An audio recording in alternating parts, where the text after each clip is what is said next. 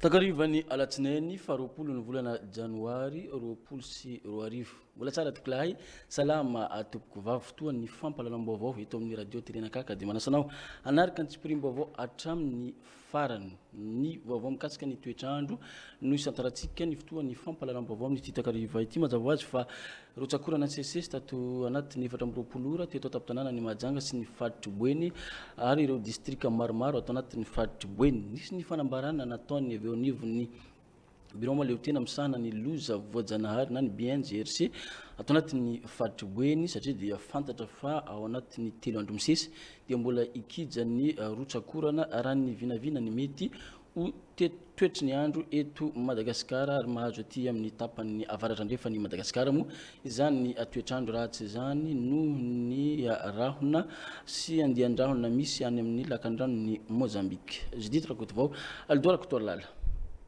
Vaovao farany izay voaray tamin'ny direction générale météorologie androany tamin'ny 2:20 minitra dia voalaza fa tafiditra anatin'ny loko mena na ny alerte rouge isika eto amin'ny faritra Boeny raha mikasika ny fiakaran'ny rano be vokatry ny mety ho rotsakorana aterak'izao andro ratsy izao. Ka noho izany dia mipetraka daholo ny fepetra rehetra mahakasika ny loza miatra.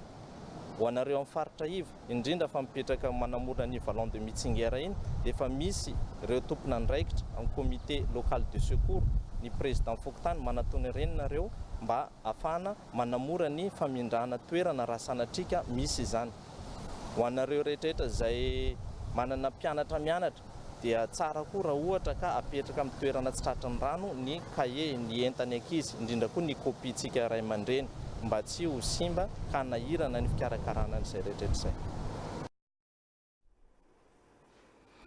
Fa manomboka dia ibantoerana kokoa amin'ny setry ny tontolo iainana isika indrindra fa ny famboleka-hazo izay nitanterahana omaly alahady fa 7 ny volana janoary roapolo sy roa arivo satria dia rodobe izay no azo lazana ny etsika fanatanterahana ny famboleka-hazo nitanterahana teny amin'ny lalam-pirenena fa efatra ny maromaro koa dia teny marohogony no nanatanterahana izany toy olona avy amin'ny sampandra-panjakana ny miakina sy ny tsy miakina amin'ny fanjakana tonga teny toerana ny olon-dehibe ny ankizy mpianatra mazava ho azy fa dia totosa antsaka ny sy andavany sy tampilaminana ny fanatanterahana izany lanonana ofisialy fanokafana tamin'ny fomba ofisialy ny taom-pambolen-kazo taona roapolo sy roa arivo ho an'ny faritry Boeny manokana. Judith Rakotovao.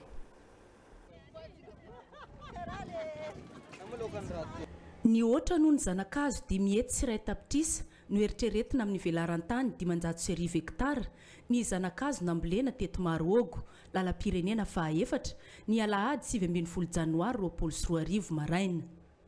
Tonga maro ny mponina eto Mahajanga isa-tsokajiny fikambanana toeram-piasana sekoly nandray anjara tamin'ity fanokafana ny taom-pamboleka-hazo roapolo sy roa arivo ho an'ny faritra Boeny ity. Raha ny vinavina dia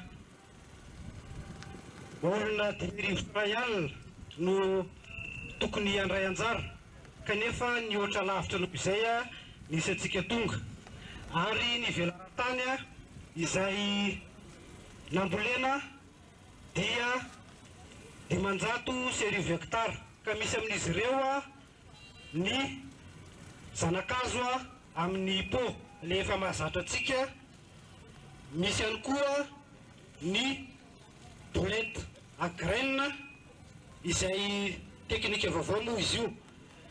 Noho ny fitombon'ny mpandray anjara dia voatery izahay nanao an'ilay teknika semi direct izay no mahatonga an'ilay misy voanina mahabibo izay afaka tonga dia ambolena mba samy afaka mandray anjara avokoa isika rehetra. Izay zany nanao amin'ilay isan'ny zanakazo 10 hetsy sy iray tapitrisa na 1,500,000. Ny fanontaniana petakitsika tsiraray dia hoe ahoana ny ikarakarana an'ireo zanakazo ireo satria ho aminay aloha dia zava-dehibe izao vidin-katsembohantsika rehetra izao ka tsy maintsy ho saro-piaro isika amin'ny fiarovana an'ireo zavatra nambolena ireo. Natao parcelle le izy mba ahafahantsika rehetra ho tonga ty indray manao ny fikotsakotsana. Izany hoe rehefa miditra ny volana mea sy juin dia ho atao ny fanadiovana sy ny pare-feu. Ho anay ato amin'ny fobe resam-paritry ny tontolo iainana sy fampandrosoana maharitra dia hametraka brigady anankiray ao Marogo olombelona zany io sy ny tomobile ary angataka fiara-miasa ihany koa amin'ny faritra Boeny hampiasa ny sapeur pompier mba ahafahantsika misoroka ny afo izay tena fahavalon'ity fambolekazo ity. Ny antenaina afaka roa telo taona dia efa ho hitantsika ny vokatr'izao hetsika izay nataontsika androany izao. Ny toe-tsaina ho sari-piaro amin'ny hazon'amboleny no tsara nanany rehetra. Raha mitohy manko ny fanaraha-maso, afaka roa na telo taona dia ho rakotr'ala ny faritra Boeny. Raha natao ny fanentanana dia mihoatra lavitra ny vinavina itsika tonga ety. Izany dia mahavelom-bolo ary fisaorana sy feno fakatelemana no asetra tsika mianakavy. Fanombohana ihany ny androany fa mbola entanina tsika tsiraray avy amboly hazo mba hanatanterahana ny vina izay napetraky filoha Andry Nirina Rajoelina ho Madagasikara rakotr'ala. Ny ambara amin'ny anaran'ny fitondram-panjakana maefa dia fisaorana fakasitrahana ho antsika tsiraray apitao any amin'ny fianakaviana rehetra, apitao any amin'ny mpiara-miasa rehetra, ny fakasitrahana amin'andraisantsika anjara tamin'izao fambolekazo 2024 izao. Mino sy manantena izay fa le volo azy nataontsika teto androany dia ho 20/20 daholo izy mamokatra tsara jiaby. Engane zao fambolekazo ataontsika androany izao mba tena ho tsapantsika ny mahazava-dehibe ary samy mitovy fomba fijery ary samy mitovy fomba fahazahoana ny mahoe ny voalohany dia fanajana ny tontolo iainana amin'ny rehetrarehetra raha tena anana ny ho avy tsara. Mbola manana 4,000 hektara isika tao anatin'ny faritra Boeny azo ambolenkazo aorian'izao hetsika izao. Mbola hijanona ny Marogo izay ihany sika satria dia isan'ireo olom-pirenena tonga teny toerana vao maraina tamin'ny inora sasany dia efa nigadona teny toerana ny ekipan'ny radio telenaka eto Mahajanga izay nitariny Andriamatoa Ernena Tia Solofomanga na Dadi Mivady nitarika ny délégation ny ekipa rehetra teto ampiasana ny azo ny Marogo nandray anjara mazava ho azy tamin'ny fambolekazo. Aldora Kotoarlala. Tamin'ny enora sasany maraina efa tonga teto Marogo ny ekipa ny radio telenaka rehetra nanatevin-darana ny olom-pirenena Tsankanavaka sy ny fitondram-panjakana eto an-toerana amin'ny fambolekazo izay natao ny alady 20 janoary 2024 fandraisana andraikitra ho an'ny firenena ho fandrakofanala ny Madagasikara ny fambolekazo hoy ny filoha le jeneraly ny radio telenakay Ernena Tia Solofomanga na Idadi. Anatin'ny fandraisana andraikitra amin'ny firenena ny fambolekazo mitona andretrarehetra mba handray anjara ho andro izay mbola tsy nandray anjara. Ny tsika teto amin'ny ratena moa zany vita somatsara izy satria vao maraina be tsika dia efa teto anjara ny hafa indray zao dia mirary andretrarehetra mba tsy salasala amin'ity asa fampandrosoana dia ny fambolekazo ity satria lova ho an'ny taranaka mandrakizay izy dia efa maromaro ihany izay fambolekazo teto izay fa dia inona ny anarantsika rehetrarehetra maso andreo zavatra rehetra izay nambolentsika. Mirary soa antsika rehetra tompoko. Ho rakotr'ala Madagasikara izay no tanjona ka antenainy rehetra nisian'ny fanaraha-maso atao aoriany izao fambolena ny zanakazo teto Marogo izao.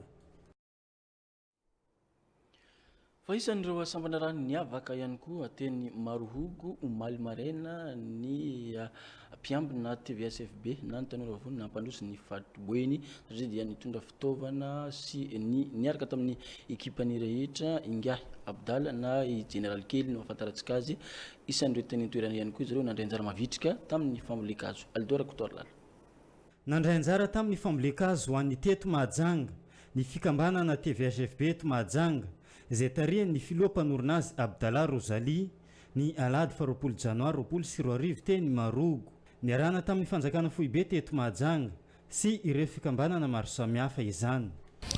Amaolom-pirenena anay zany natongavanay tandroany amin'izay fambolena hazo satria era Madagasikara no manao an'ity fambolena hazo androany fa eto misy fanentanana tsy hoe mazoto atsika androany mamboly an'le hazo ity fa tokony sarotina atsika tsirairay avy satria raha vao manao an'le asa tsy isy fanaramaso avy amin'ny fitsonjovana an'izay tontolo iainana zay dia lasa vermaina ny zavatra nataontsika androany ary hita tena mahafinaritra satria hita amin'izao maro dia maro olona tonga dia atsika maro dia maro samy tokony sarotiny raha vao mahita olona anankiray manimba an'izay tontolo iainana zay dia tokony samby hoe mba handray anjara raha vao mahita misy olona manapaka hazo mba hanantona amin'ny tany filaminana na raha mba mavita raha ohatra hoe vitanao misakana anazy dia tokony hosakanana satria raha tsy izay verimaina foana ny asa nataontsika androany zay ny afatra kely ho antsika vahoaka malagasy zay manaraka ny fandarana teny aoriany izao fambolekazo zao nitondra fanentanana ihany koa ny mpitarika ny fikambanana TVSFB mba samy andray andraikitra ny rehetra amin'ny fanarahamaso ny zanakazo rehetra izay voanovoleny. Fa eo amin'ny setry ny fampianarana arakasa sy teknika kosa indray isan'ireo toeram-pampianarana manana maizy azy ary namoaka ny andia ny manaraka indray tamin'ireo mpianatra navita fianarana izay nandranto fianarana tao amin'ny sampam-pianarana Planète Bouty eto Mahajanga ny sabotsy maraina teo no natanterahana an'ity lanonana famoahana ny andia ny mendrika ity. Ziditra Kotovao. Ireto izy 12 mirahavavy misalotra ny anarana hoe mendrika nianatra tato amin'ny CFP Planète Bouty eto Tsaramandroso ambony. Ireto enina voalohany ireto niofana momba ny taovolo na coiffure. Ireto manaraka ireto kosa niofana momba ny estetika na ny fikojakojana ny endrika. Notolorana ny mari-pahaizana ara-panjakana sy navoaka tamin'ny fomba ofisialy izy ireo ny sabotsy 20 janoary maraina. Izy ireo moa zany dia nanao fanadinana nasionaly ho an'ny coiffure ary nanao fanadinana regionaly ho an'ny estetika satria amin'izao fotoana izao dia mbola mandamina ny fanatanterahana ny nasionaly zany coiffure mbola ny estetika mbola tsy misy. Fampiofanana ato dia tsy midoka tena izay fa panetretena no lazanay hoe feno satria raha mampiofana izay mampiofana mombana estetika izany dia sady ampy ny mpampianatra no ampy koa ihany koa ny matière izay atao zany hoe ampianarina ireo tanora ireo ay hitantana farafahakeliny ny orinasa iasany ampalalana ihany koa izy ireo inona sy inona aby ny zona ny droit de travail izay tokony ho fantany rehefa isehatra ivelatra amin'ny sehatry ny asa izy mazava ho azy ny fampiofanana tanteraka ikirakira hoditra kirakira volo ireo dia tsy maintsy mianatra izany atao hoe anatomie mianatra ihany koa ireo karazana produit amin'ny atao hoe cosmétologie dia mianatra ihany koa zany izy mazava ho azy ilay atao hoe estetika izay atao hoe resaka massage maquillage épilation izay rehetra misehatra ny fanatsarana ny vehivavy zany sy ny olona iray dia ataonay ato amin'ny Planète Bouty. Ny taovolo koa moa dia mazava ho azy torak'izay ihany koa manome ihany koa izay ao anatin'ny fampiofanana ny fahaizana mitantana ny orinasa majinika izay ho tantanin'izy ireo satria ny tanjonay ato amin'ny Planète Bouty dia tsy hoe andeha hiasa aman'olona ny tanora mivoaka ato aminay ary azonay antoka fa vao mivoaka eto koa izy dia afaka manokana ny sehatr'asa ivelarany. Tonga dia afaka manokatra izy zany raha manana ny fahefa-mividy anatanterahany zany matoky ireo tanora ireo izay satria efa fantatra zany fa raha eto Mahajanga mbola hafa ihany zany hoe mivoaka atao amin'ny Planète Bouty ary maro ihany koa ny manontany ny ankizy indray ary tsy ampy amin'ny ankapobeny fa misy salon maromaro zany mangataka ankizy ato aminay foana anampy na hiara-iasa aminazy midika zany sa feno sy tsara ny fampiofanana ato amin'ny Planète Bouty. Faly ireto coiffeuse sy esthéticienne vao nahazo ny mari-pahaizana ireto. Miavaka amin'ny hafa ny CFP Planète Beauty hoy izy ireo. Fampianarana eto amin'ny Planète Beauty dia tena mahafinaritra, ny mpampianatra mahafa-po, fampianarana, fanazavana ampy tsara, ny pratika koa tena ampy tsara ary tsy manaiky mihitsy ry zareo raha tsy tena hoe hitany afa-po anao amin'ilay fahaizanao an'ilay zavatra vao izay vao izy afa-po ihany koa. Planète Beauty aloha zany raha ohatra ny natonga naresy lahatra ny andro atao le mpampianatra zany efa zatra raha daholo izy sady le izy koa pratika ny tena betsaka dia tena mandray an-tanananao mihitsy zany zareo dia hitako tsara le fampianarana. Ny mampiavaka ny Planète Beauty zany dia tena manara-penitra izy amin'ireo antotana zavatra ianarana ary ny pratika tena ampy dia ampy tokoa. Ny izay rehetra ianarana zany dia araka international fa tsy mijanona ny fomban-drazana izay mahazatra antsika fa miova hatrany. Zay zao ny esthétique zay dia ao anatin'izay manao spa ihany koa. Afaka mandray anjara amin'ny spa izay olona manao esthétique. Zay zany ny anona vaovao hatreto. Anisan'ny mampiavaka ny CFP Planète Beauty ihany koa ny fiara-miasa amin'ny sehatra hafa ahafahan'ny tanora miasa amin'ireny sambo lehibe mpitondra vahiny mpizahatany ireny. Ireo ato amin'ny Planète Beauty zany dia miezaka mamoaka izay zavatra takin'ny croisière izay. Raha teto an-toerana isika tao anatin'ny herinandro nisy ny fandalovana croisière izay mitondra mpivahiny mpizahatany 100 fa ho an'ireo ankizy ireo kosa farafahakeliny ny bateau iasandry zareo any États-Unis sy Londres dia mitondra mpizahatany 4,000. Ao anatin'izay 4,000 izay ny 500 no mpiasan'ny hotely ao anatin'ny sambo fa ny ankoatran'izay dia olona mpizahatany avokoa. Noho izany tena sehatra goavana be amin'ny maha international anazy dia tsy maintsy zany miezaka isika ireo tsy mipetraka amin'ny Planète Beauty irery ihany fa miara-miasa ihany koa zay mangataka fiara-miasa tanteraka amin'ireo izay vonona hiara-iasa aminay zany. Tsy mora dia tsy mora fa ny teny anglisy no atao ohatran'izao teny itenenako izao ay tena ay zany dia tsy maintsy mamolaka isika ao anatin'izay. Sekoly manana ny laza sy ny lanjany manokana ny CFP Planète Beauty eto Tsaramandoso ambony Mahajanga. Afaka miatrika asa avy hatrany izay nahavita fianarana teto. Mbola hijanona amin'izay vaovao mindrika dokam-barotra izay antsika satria dia mbola manohy ny asa sosialy izay fanao ny isaky ny sabotsy ry zareo fikambanana Gasikarana eto Mahajanga. Ny sabotsy lasa teo ary dia teny amin'ny fokotany Tsararano ambony no nanatanterahana izany fanolorana sakafo ara-pahasalamana tanteraka moa no ataon'ireto mpikambana Gasikarana eto Mahajanga. Mbola ziditra rakotovao. Sakafo ara-pahasalamana vary sy laoka miampy zava-pisotro no zaraina tamin'ireo zokiolona sy ny zaza madinika avy amin'ny fianakaviana sahirana teto amin'ny fokotany Tsararano ambany eto Mahajanga ireo ny sabotsy 12 Janoary atoandro. Fanomezana avy amin'ny fikambanana Gasikarana eto Mahajanga ao anatin'ny hetsika ara-tsosialy tanterahin'izy ireo ho an'ny mponina rehetra amin'ireo fokotany miisa 920. Tena tsara mihitsy, tena tsara be mihitsy ka raha tsy zanatany karana ireo moa dia fa sahirana ny vahoaka saotra ny zanatany karana saotra betsaka andreo mba ny sakafo zahay zay be antitra. Tsara betsaka anareo fanazy tsara dia tsara mihitsy ny fizarana sakafo ndreo. Ewa saotra betsaka andreo teny Andriamanitra. Ia zay ny rinay mba hitohy foana izy ty. Mahafinaritra le fizarana sakafo atao amin'ny zanatany karana satria ny antony mahafinaritra anazy dia mba fanampiana an'ilay olona zany eo amin'ny farim-piainan'ilay olona satria ny olona samy manana ny farim-piainana. Dia misaotra betsaka anareo indrindra ny tompona andraikitra amin'izao fikarakarana ataonareo any vahoaka izao manaraka ny fokotany izao. Anisan'ny faritra iva ny fokotany Tsararano ambany. Betsaka ny olona tratry ny fahasahiranana. Manampy azy ireo ny hetsika ara-tsosialy toy izao raha ny fanazavana izay fokotany. Voalohany indrindra aloha misaotra ny zanatany karana zany amin'izao fanomezana vary ho an'ny zaza sy ray aman-dreny zany biantita zany ary isorako indrindra amin'le fanaovandreo asa soa amin'ny fampinanana sakafo ho an'ny olona sahirana zany timataona vaovao tonga hitamiko ndray zany zareo am'izao fotoana zay ka misaotra ndry zareo zany amin'ny fanampiana amin'ny olona sahirana zany. Donc zay koa man zaza koa zany fa ny faniriana zany mba hitohy foana zany fanaovandro asa soa zany.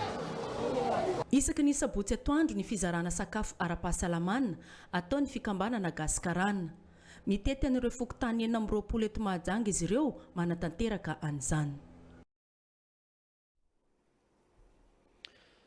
Famarantsika ny fotoan'ny fampalalam-baovao kilasy Tokovavy dia hoeny amin'ny fokontany Ambalavola intsika satria dia hatramin'ny taona 2012 sy 2020 misedra olana ny komity fokontany amin'ity fokontany eto an-tampon-tanàna Mahajanga tsy misy ny herinaratra zay hanazava ny trano sy ny efitrano fiasana raha ny fanadihadiana nataony anisera Asmandimy mantsy dia velo taraina amin'izao fotoana izao ny lefitry ny fokontany zay mampihodina ny asa rehetra ao anatin'ity fokontany ity. Manao antsoavo an'ny ben'ny tanànan'ny Mahajanga sy ny mpanolotsain'ny tanàna ny lefitry ny fokontany Ambalavola Ramatoa ny Rina Angèle fa tokony atao isan'ireo vaindohan-draharaha ny famerenana ny herinaratra ao anatin'ny bureau-ny fokontany Ambalavola raha ny zava-nisy nanomboka tamin'ny taona 2014 no efa tapaka ny herinaratra tamin'ity bureau ity. Tananao monsieur le maire angamba anao taty aminay tamin'ny propagande ny teny manao hoe ampinareo zao misy anampiko anareo kanefa ny angamba hitanao ny résultat zay enina bureau de vote nay eto Ambalavola nahazo jiaby ka am'izao fotoana zao efa nampinay anao tompoko de miangavy anao koa zahay mba ampinao satria ny jironay voalohany indrindra ato amin'ny bureau fokontany hatramin'izao de mangataka anao mba jireo akaiky ny courant-nay ato amin'ny bureau fokontany tompoko zay le fangatako matetika hatramin'izao mbola tsisy valany ka fa eo amin'ny toerana anao tompoko de mangataka anao zany zahay sy nireo ekipanao rehetra mba hijery akaiky an'io jironay courant ato amin'ny bureau fokontany ny Ambalavola. Mbola misy facture tsy voaloha vola mitentina 10,992,000 francs no tadiavin'ny orinasa Jirama amerenana ny herinaratra io raha ny fanazavana voaray. Efa nisy dingana aloha nataoko satria tsy mbola fahazaho teo zany natapaka an'le courant fa tamin'ny 2015 natapaka an'le courant de za moa nitendrena tamin'ny 2017 tonga teto rehefa tonga teto za jireko le bureau maizina de nihetsika zany andeha tany amin'ny commune nanontany iza no miandraikitra ny facture nay ary amin'ny fokontany de netiko tany amin'ny Jirama rehefa tonga tany amin'ny Jirama zao de nitenenindreo tao hoe be de be mihitsy ty madama courant nareo amin'ny fokontany ty fa otrina facture nareo 71 facture de gaga manko za de otrina nara zany 20,992 francs de nanantona any amin'ny directeur ny Jirama za tamin'io niteny hoe zaho mangataka monsieur le directeur fa za moa adjoint fokontany aiza ho aiza ty jironay ty fa hatramin'izao zany mbola tsy fantatra anay ahoana de izy niteny mandana anao miverina ao ambany ao de manao fangatana anao hoe ahena zany le 20,992 de rehefa nanao fangatana aloha za de isorana lehibe reo fa nanena 10,992 zany nomendreo. Ny fangatahany komity fokontany Ambalavola dia tokony dininy fiadidiny tanàna akaiky ny momba n'ity resaka herinaratra ao anatin'ny bureau fokontany Ambalavola ity mba hivahany izao olana misy izao. Ingo tuplasi Tokovavy no manakatona ny fotoan'ny fampalalam-baovao amin'ity takariva ity mankasitraka reo namako rehetra mpanao gazety ny teknisianina nampita sy nikaroka vaovao natolotra antsika tamin'ity alina ity mankasitraka anao ihany koa nanaraka zany hatramin'ny farany ny tenako dia mametraka ny mandrapitafa ho amin'ny manaraka indray veloma tompoko.